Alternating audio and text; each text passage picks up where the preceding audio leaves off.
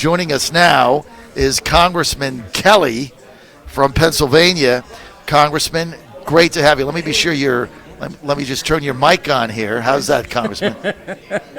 You like my Grinch? I do. I like your Grinch. Congressman, this is my travel partner who's been with me since Trump came down the elevator in 2015. What a great day that was. Yeah, by the way, this is my wife, Ann. She's helping us today. How you doing? She's going to take a picture of us so we can But John, we both married up. I can see that. Well, I'm married up big time. It's basically, she also runs the entire company. So you're just talking to the figurehead.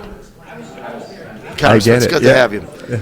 So, look, thanks for stopping by. We got a couple minutes. I just want to get through. The first thing is USMCA. Sure. People are saying that it could be as much as 1% increase in GDP. I mean, that is an enormous amount of money. Jobs, manufacturing, wages go up.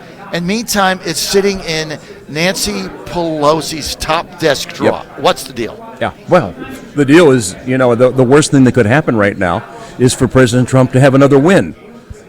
We've been talking about this now since not Inauguration Day when he was inaugurated, but the day after he was elected. The next morning, everybody was saying, my God, he actually did what he said he was going to do. He worked through this mostly by himself, by the way. Didn't have a lot of Republican support. Republican leadership was, I'm not sure. He's not really a Republican. I'll tell you what, thank God America made a choice to bring somebody in that knows how to run a business, because it certainly changed our whole position, especially in a global situation where we're the strongest economy, remain the strongest economy. We're the one bright light in the world right now, and I think that it's due to the American people making a decision based on what they didn't want to see anymore. They were tired of the status quo.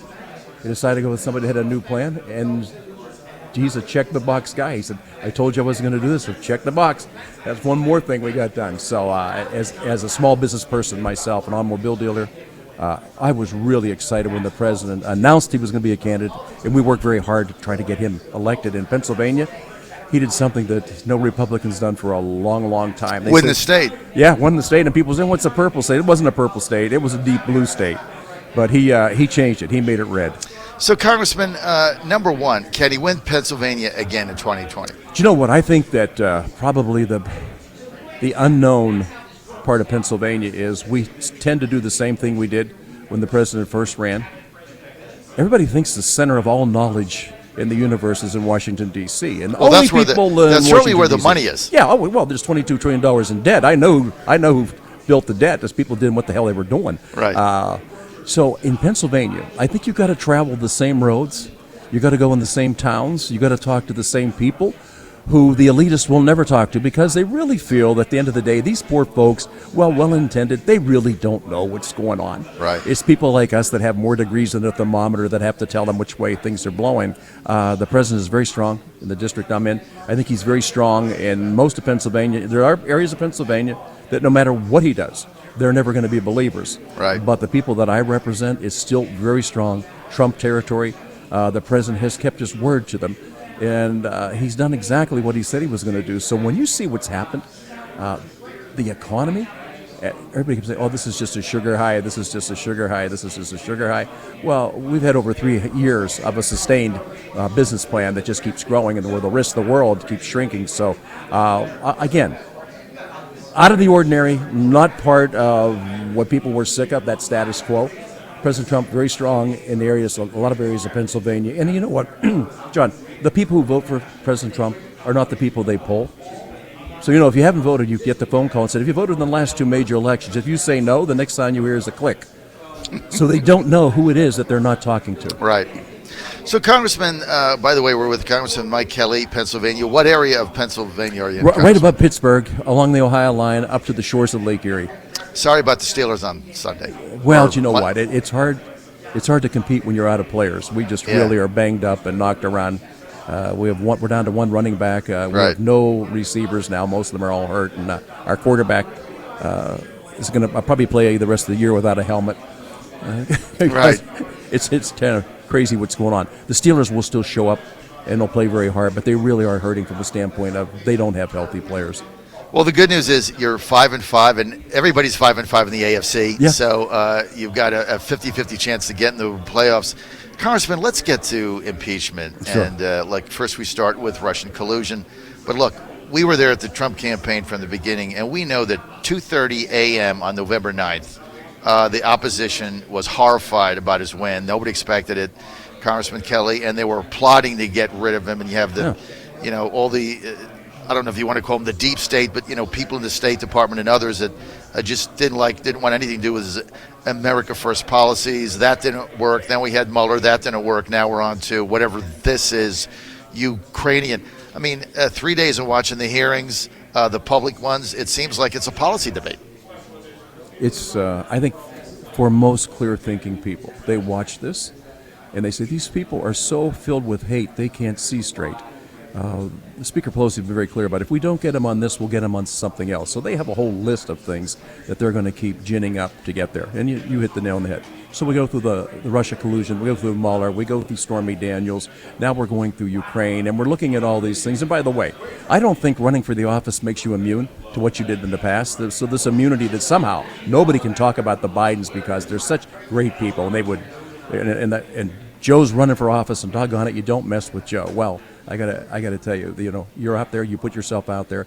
That means all your sins get revealed to everybody. So I think we look at this the way it's going on, and from where I'm from an area where people, they don't read every single thing that's out there. They don't read the tea leaves. They don't read all these different opinions people have. They look at where they are in their town, and their job, and their church, and their school, and they look and say, are things better today than they were 3 years ago? And overwhelmingly, they say yes.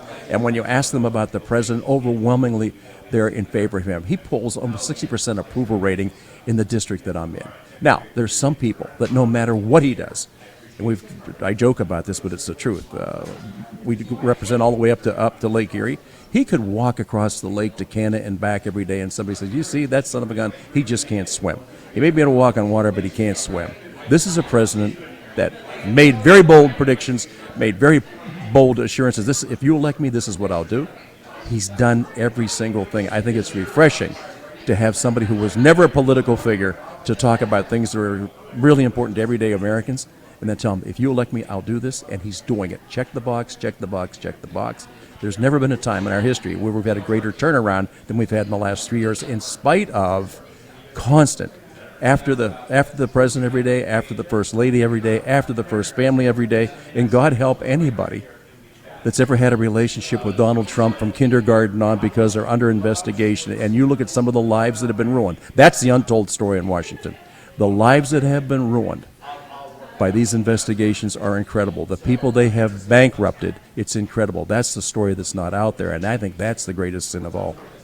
Well, you're right. Let me just give you some examples, right? Steve Bannon, who does the War Room impeachment show on the John Fredericks Network, $1.7 million lawyer's fees. What did he do? Work for the campaign, right? Strategist for the president. Corey Lewandowski, campaign manager, my best friend in the world, $800,000 lawyer's fees. Let's get down to somebody like Alexandra Priate, who basically was a consultant for the campaign on communications. $200,000 in lawyer's fees. Had to take a second mortgage on her home. All they did was get a job with the campaign. I mean, these people are spending, look at General Mike Flynn, bankrupt, oh my God. Right? Yeah. Did nothing wrong. Had a phone call, got set up, bankrupt. But Congressman Mike Kelly, you're right, sir. That is the untold story of the number of lives that have been destroyed simply because you worked for the campaign or you worked in the White House. I mean, why would anybody go in there? It's like, I'm not going to go in there. I'm just going to get sued and get bankrupt with lawyers. Usually, I would think that one of the greatest responsibilities that goes with being in a power position is using that power for good. I think what we've watched happen, John, is incredible. And the casualness with the way these lives have been destroyed, and that's like, oh, okay, well, fine, well, you'll just have to find a way to get by. When you start talking about legal fees, and the meter never stops running. People don't have the type of that type of asset. They can't do it.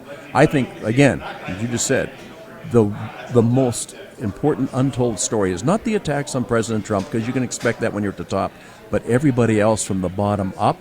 Then the question is, so we've got another election coming up. If you know what happened in the last one and you're looking at the game films, you're saying, you know what, there's certain neighborhoods you just don't go into. And one of them is, if you support this president, you are going to be attacked from every single angle. I just think that what you're doing, what conservative radio hosts are doing, are bringing out what's really wrong with America right now. That's, if you're not on the side of whoever it is that thinks they run the place, you're in deep trouble, because they will go after you in a way that you cannot possibly imagine. Congressman Kelly, you're absolutely correct. Final question, because I know you Sure. have to go to other places here. We think the president is going to get impeached in the House, probably on 2 counts. I don't think there's any question about it, because right now Nancy Pelosi is really a slave to her activist base. Yeah. Congressman, that's where they're getting all the Sure. money, Yeah. right? Yeah. 31 of your colleagues on the Democratic side got elected in Trump districts. We've got 2 of them in Virginia. They're going to vote. They're not going to vote for USMCA, but they are going to vote for impeachment.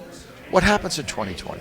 Well, what I'd like to, John, the work that you do every day, and again, the work that other conservatives are doing right now, if people will look towards the truth and do a little deeper dive on what they're hearing, and then they're going to be absolutely appalled what's happened in this country in the last 3 years. I think going forward, there's another report that hasn't come out yet that's going to come out pretty soon. Mr. Durham's going to be finishing up his. Attorney A.G. Barr is going to be getting a chance. There's going to be an opportunity somewhere here in the very near future to see what really happened in America in the last election, what's happened in America in the last 3 years, and the undermining of a legitimately elected president by not only those on the other side, but those he thought were working with him and for him. Not working for him, but working for America. I think that's the saddest story of all. Whenever we see what happened, deep state, I don't think people have any idea how deep that deep state is. It's incredible what's happened. People are paying attention. You get the message out, people start to listen, they start to connect the dots, and they say, oh my God, this is not the America that I knew of. This is not the America that 1.4 million Americans have given their lives for to give us this opportunity. Why weren't we watching a little the Thanks to you. Well, the rest of these folks Congressman, that get you're out and right. Talk, I mean, talk the truth every day. 2 days of open hearings. We have 3 diplomats that were upset because the president was not following their policy. I mean, that's basically what 2 days of hearings was. So that's what this whole thing is about. Congressman, I want to thank you for being John, with thanks us for here what on the you're John Fredericks Radio Network. Really good Thank being you. with you. Thank you.